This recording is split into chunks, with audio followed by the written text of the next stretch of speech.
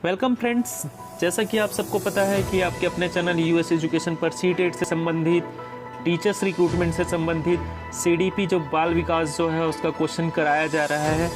अगर आपने अभी तक हमारे चैनल यूएस एजुकेशन को सब्सक्राइब नहीं किया है तो सब्सक्राइब कर ले ताकि आपको एजुकेशन से रिलेटेड नोटिफिकेशन मिलते रहें।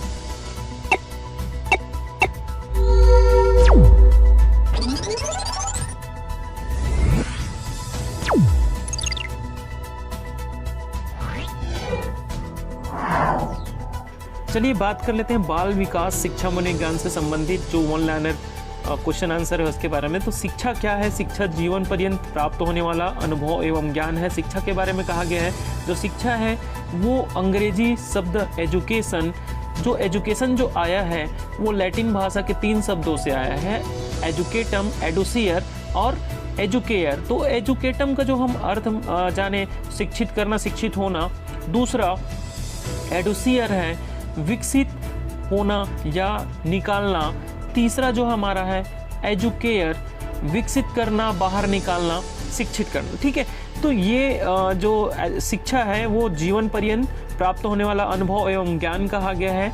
और एडम ने कहा है, एडलर ने कहा है इसके बारे में ही कि शिक्षा जो है वो सिर्फ बच्चों को ही नहीं अपितु ये बड़ों को भी क्या किया जाता है, या कहना चाहिए कि हम जब बच्चे होते हैं तभी ये नहीं लिया जाता, जब हम बड़े भी हो जाते हैं तब तक हम क्या करते रहते हैं, सीखते रहते हैं। शिक्षण क्रिया का केंद्र बिंदु क्या है? तो शिक्षण क्रिया का जो केंद्र बिंदु माना गया है छात्र को माना गया है। तो हम क्या करें जब बच्चों को पढ़ाएं, बच्चों को टीच करें तो हम बाल केंद्रित शिक्षा क्या करें, उनको दें।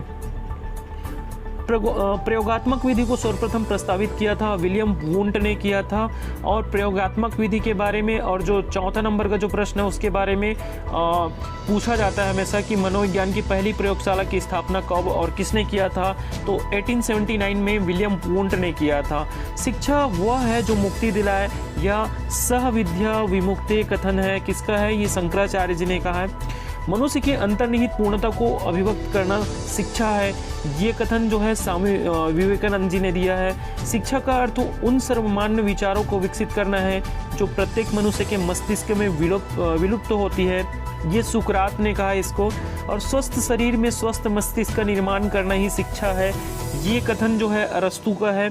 और एजुकेशन को E प्लस डीको का संयोग कहा जाता है। तो यहाँ पे E और डीको का अर्थ क्या है? तो E का जो अर्थ है वो भीतर से और डीको का अर्थ जो है बाहर निकालना।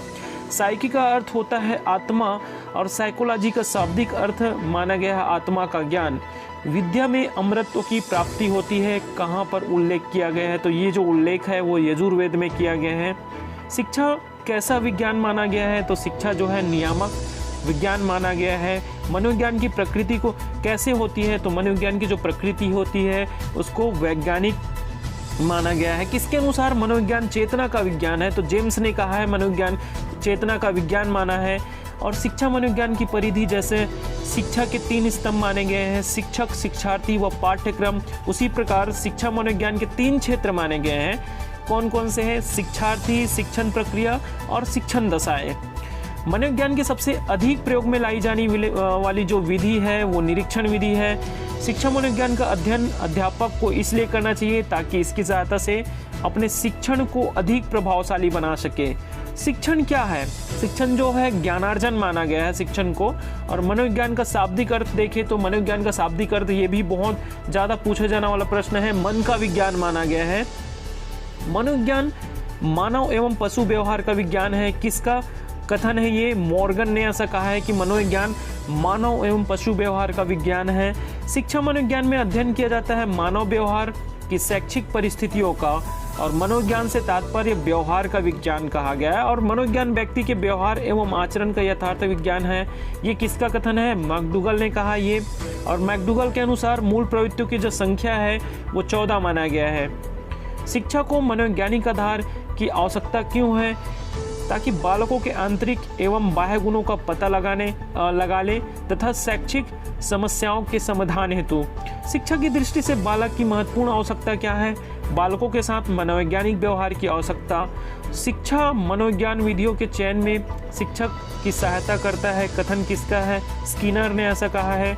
और मनोविज्ञान विधायक विज्ञान है। निरीक्षण विधि में किया जाता है दूसरों का अध्ययन। मनोविज्ञान की उचित विषय वस्तु व्यवहार माना गया है। मनोविज्ञान शिक्षा का आधारभूत विज्ञान है। किसका कथन है? स्किनर का कथन है। शिक्षा मनोविज्ञान का केंद्र बालक को माना गया है। और शिक्षा को द्विध्रुवी किसने कहा है? एडम्स ने कहा है शिक्षा को द्विध्रुवी। शिक्षा के 3 ध्रुव कौन कौन से हैं? तो शिक्षा के जो 3 ध्रुव माने गए हैं, शिक्षक, शिक्षार्थी और पाठ्यक्रम।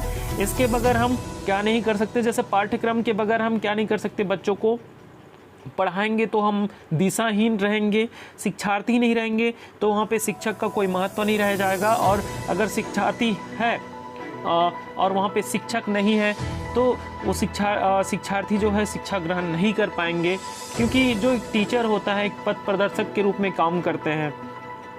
शिक्षा को त्रिध्रुवी मानने वाले प्रसिद्ध शिक्षा शास्त्री जॉन डेवी जो है किस देश के निवासी थे? अमेरिका के निवासी जो है ये जॉन डेवी है। और शिक्षा का स्तर ऊंचा उठाने के लिए आवश्यक है संपूर्ण शिक्षण प्रक्रिया का सतत मूल्यांकन, CCE जो कहा जाता है, कंटिन्यूअस कॉम्प्रिहेंसिव एवोल्यूशन कहा जाता है। वैदिक काल में शिक्षा का सर्वोच्च उद्देश्य था मोक्ष की प्राप्ति। और वैदिक काल में शिक्षा का आरंभ किस संस्कार से होता था? तो उपनयन संस्कार से होता था। मुस्लिम काल में प्रारंभिक शिक्षा दी जाती थी मकतब में। तो ये रहे 40 जो महत्वपूर्ण प्रश्नों का वन लाइनर जो क्वेश्चन और आंसर।